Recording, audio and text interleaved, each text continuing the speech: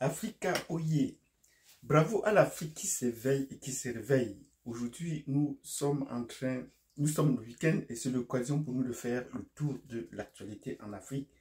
Les points où on se réveille et elle s'éveille. Et cette semaine a été marquée par un coup d'État effectif, avéré, réel et sûr au Niger. Et nous disons bravo au peuple nigérien et à son armée, à sa garde présidentielle, à son armée et à son peuple pour avoir pris la bonne décision de renverser un chef d'État qui commençait déjà à faire ombrage au peuple et qui ne laissait plus le peuple pouvoir s'exprimer, ne visant que ses desseins seuls et ceux de la France. Donc, dans cette vidéo, nous allons faire une analyse et un décryptage de ce coup d'État, vers où on va au Niger. Quelle est la direction que prennent les nouvelles autorités, que peuvent prendre les nouvelles autorités au regard de leur profil. Donc, c'est de cela qui serait question. Donc, si vous voulez en savoir davantage, mettez-nous déjà des pouces. Abonnez-vous, cliquez sur la cloche de notification et je vous donne rendez-vous tout de suite. Mais nous ne parlerons pas seulement de ça. Nous allons également, comme dans un cadre du tour de l'actualité, voir ce qui se passe du côté de la Russie.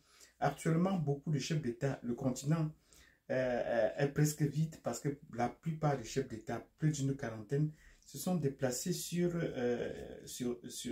la Russie. On fait le déplacement sur la Russie pour le sommet qu'il y a.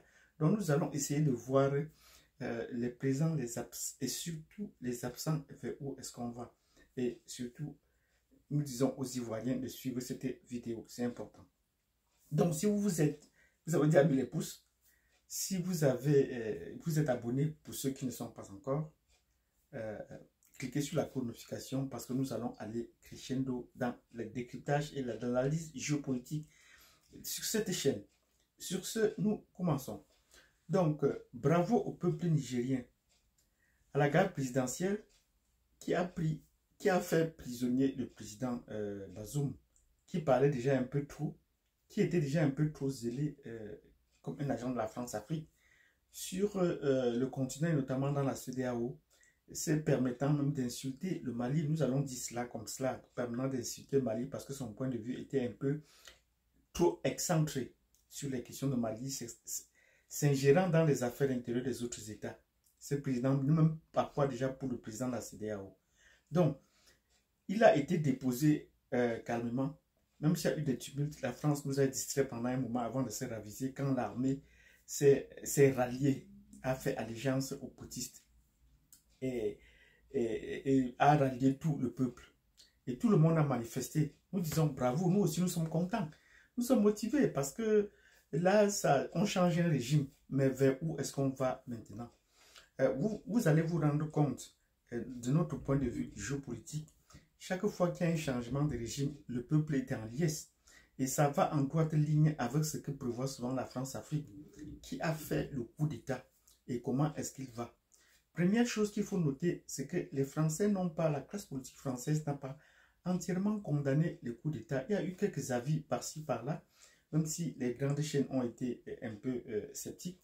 Mais la classe politique dans son entièreté n'a pas parlé de ce coup d'État, n'a pas condamné ce coup d'État. Et là, c'est un signe déjà qui nous inquiète. Parce que généralement, quand la France n'est pas entièrement d'accord, elle donne son avis à haute voix, condamne, cherche des mesures de représailles, va sur la scène internationale, essaie de brailler par-ci par-là. Mais depuis là, la classe politique française est très calme et là, ça nous inquiète. Parce que vers où on va? Est-ce qu'on n'a pas remplacé? Est-ce que ce n'est pas un autre pôle d'Amiba, comme au Burkina, qui est arrivé au pouvoir? Et cela nous amène maintenant à la personne qui a fait le coup d'État. Le général Tiani, c'est un général. Et déjà, un général faire un coup d'État, ça ne va pas très loin. Parce que là, il est à la tête de la garde présidentielle depuis 2015. Donc, il connaît déjà l'ancien président d'ancien régime. Et est, disons, est déjà dans les services, de la France-Afrique depuis donc, un bon moment. Où est-ce qu'il a été informé? Les généraux n'ont jamais changé beaucoup de directives en Afrique. Donc, les vraies révolutions sont tout portées, tout au plus avec l'appui des capitaines. Oui, quand vous êtes capitaine, c'est encore là, ça passe. Rarement, les colonels ont fait la différence, à moins qu'ils soient formés hors de la France, hors du cercle de la France-Afrique, hors des 5 sires. Mais chaque fois qu'ils viennent de ces sillages-là, de la France, de Saint-Cyr, des écoles militaires françaises ou américaines, parce que parfois les deux vont de pair, cela n'a pas toujours porté des fruits. Et le cas de Damiba est le cas le plus flagrant, qui a étudié en France, qui a publié des livres en France, qui parle bien, qui a un discours mielleux. Et c'est cela qui est pour amadouer les peuples, et c'est cela qui est inquiétant actuellement pour le cas du Niger. Parce qu'un général prend le pouvoir, là ça ne tient pas. C'est ça qui nous inquiète. Notre analyse va du parcours géopolitique de la plupart des coups d'État qui se sont faits en Afrique. Ensuite, vous voyez, il est jeune, il n'est pas jeune, comme les autres jeunes présidents. Ça veut dire qu'il a des idées, et c'est ces vieilles idées qui nous inquiètent. Donc, nous attendons encore les actes qu'il va poser au cours de ces derniers jours, et pour pouvoir dire si oui ou non on va vers la bonne direction. Donc, mais pour le cas présent, nous sommes plus inquiets que de pouvoir le célébrer, parce que s'il ne prend pas des actions fortes, comme sortie du G5 Sahel, renvoyer l'armée française, aller vers la Russie, c'est ça qui nous inquiète le plus. Même si Bazoum était là, c'est sûr que le sommet sommet Russie, il n'allait pas participer au regard du comportement des autres présidents de l'Afrique de l'Ouest, de la CEDEAO ont fait, et qui ont été les absents de ce sommet. Et c'est ça qui est important à noter ici. Le premier grand absent de ce sommet, c'est Alassane Ouattara. Oui, tout ce qui se tourne vers la Russie, Alassane Ouattara n'est pas partant. Vous vous rappelez que lorsqu'il y a eu le coup d'État au Mali, il était avec le Premier ministre au téléphone, il a dit que non, la Russie c'est une petite puissance, c'est une 11e puissance sur le plan militaire, qu'elle ne peut rien apporter au Mali. Et depuis plus de 2 ans, le Mali tient la route avec la puissance de la France. Et quand il y a eu une fois des manifestants avec le drapeau russe à Abidjan, il n'a pas hésité à les réprimer de vive voix. Et vous savez, à Abidjan ou en Côte d'Ivoire, les militaires français patrouillent même dans les rues et font des contrôles d'identité. Vous comprenez que l'armée française est très, très impliquée en Côte d'Ivoire et qu'on ne pourrait pas lui permettre de se déplacer, de faire ce déplacement. Donc vous comprenez que lui-même, il n'est pas un homme d'État libre. Même où les hommes d'État vont se rencontrer, ont l'occasion de se rencontrer, il n'est pas présent. Donc, j'ai dit dans une précédente vidéo que la Côte d'Ivoire ou les Ivoiriens étaient les premiers russophobes en Afrique. Tout le monde est porté vers la Russie actuellement, parce que là, ça nous permet de tourner une page de l'histoire, mais sauf les Ivoiriens, sauf la Côte d'Ivoire, sauf la classe politique ivoirienne, qui voit tout d'un mauvais œil la présence de la Russie en Afrique, parce qu'elle veut défendre encore toujours le gâteau de la France en Afrique, dans son pays. Donc, le deuxième absent, c'est le président du Nigeria. Oui, Tinubu a estimé qu'il ne pouvait pas partir. Pour quelle raison? Il pouvait peut-être invoquer les maladies, rappelez-vous qu'il a fait sa première sortie en France. Il était déjà en France. Donc, il est parti en France, et je vous ai tout dit dans une vidéo que d'un point de vue géopolitique, le Nigeria est un pilier de la France-Afrique, parce que les investissements français au Nigeria sont très forts. Et je dis souvent aux Nigériens, le pouvoir au Nigeria se décide également à Paris, comme dans les autres pays francophones d'Afrique. Donc, ce n'est pas surprenant qu'ils ne partent pas. Moi, du moins, de mon point de vue, Tinubu est un président de la France-Afrique.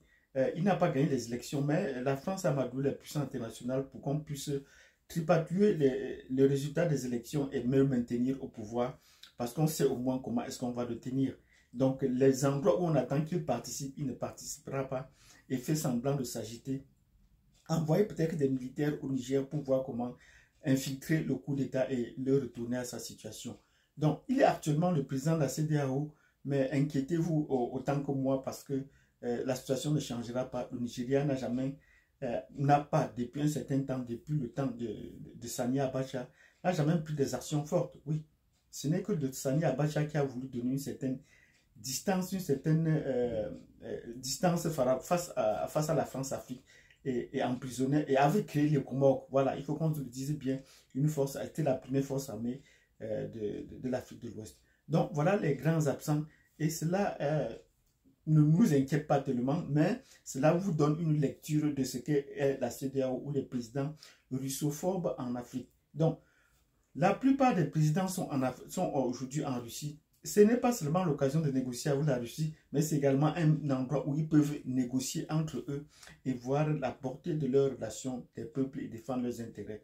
Et le discours le plus marquant a été celui du jeune président burkinabé, où il a posé des questions fortes et il pense que trouver des réponses et donne rendez-vous déjà pour le prochain sommet. Oui, on attend son discours pour le prochain sommet si ça va suivre la ligne. Ben, nous lui rassurons qu'il ne s'inquiète pas tellement parce qu'il est sur la bonne voie et n'attend pas le discours de ce que va dire le Nigeria, la Côte d'Ivoire et la France à l'égard de son pays. On va le qualifier de milice, on va le qualifier de rebelle, on va lui donner tous les noms d'oiseaux qu'il faut, mais qui ne s'inquiète pas de ces appellations. Le peuple est avec lui et l'Afrique est avec lui. Il a été désigné effectivement comme l'homme de ce sommet. Et effectivement, le président burkinabé a de la poigne forte. Donc vous voyez, c'est un président qui ne lit pas les discours, qui prépare son discours et qui le dit de vive voix. Et nous disons bravo au Burkina Faso, bravo à son jeune capitaine Traoré et qui va dans la droite ligne du peuple, qui se défend des intérêts du peuple et pose les bonnes questions. Et vous voyez, c'est ces questions qui peuvent susciter une certaine démarche et montrer sa direction qu'il prend. Donc pour le moment, nous attendons encore le discours d'orientation du général qui a pris le pouvoir à Niamey pour voir dans quelle direction Niamey s'en va. Ben, comme je vous l'ai dit tantôt sur mon analyse, on n'attendra pas peut-être grand-chose, sauf surprise de ce côté-là. Donc nous leur disons bravo et bravo à tous ceux qui ont participé au sommet de la Russie parce qu'il y a des retombées déjà.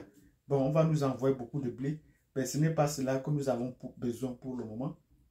Nous avons besoin un peu plus de renforcement de la coopération militaire pour défendre nos intérêts par nous-mêmes et beaucoup plus de formation. Parce que le blé, il y en a déjà un peu partout en Afrique. Le Maroc est déjà exportateur de blé.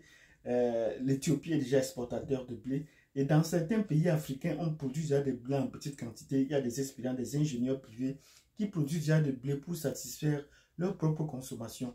Donc, l'Afrique est sur la bonne voie de ce côté. Mais comme il faut peut-être poser un acte sur le plan international et montrer qu'on a compris le désir des peuples depuis, ça c'est les vieux discours qui montrent toujours que l'Afrique a faim. La Russie a fait le geste qui sauve, c'est-à-dire ouvrir les ventes du blé pour ces pays. Donc si vous avez bien compris cette vidéo où nous avons fait une analyse, décryptage le changement du pouvoir à Niamey, au Niger, vous nous mettez des pouces. Et nous avons donné un briefing un peu de ce qui se passe actuellement en Russie, avec le sommet de la Russie, avec la France, avec les pays africains. Et la participation des chefs d'État est effectivement massive. Même avec les États-Unis, ça n'a pas atteint ses records. La France, n'en parlons plus, il y a des absents, il y a des boycotts. Donc, si vous avez un peu bien compris l'état du lieu que nous avons fait pour le sommet et qui se poursuit, mettez-nous des pouces. Abonnez-vous, cliquez sur la communication et partagez. Nous allons encore revenir tant pour le cas du Niger que pour le cas du sommet qui est en train de se tenir. Et n'oublions pas, notre plat de résistance va toujours être les BRICS. Nous allons aller chercher des informations sur les BRICS et vous apporter, vous dire qui sont les candidats, qui sont ceux qui sont bien positionnés, qui sont les potentiels, qui sont les avérés. Parce qu'actuellement, un seul pays a été admis officiellement, c'est l'Égypte. Donc, les autres encore sont demandeurs, et on attend. Je vais vous donner des résultats dans les vidéos qui suivent.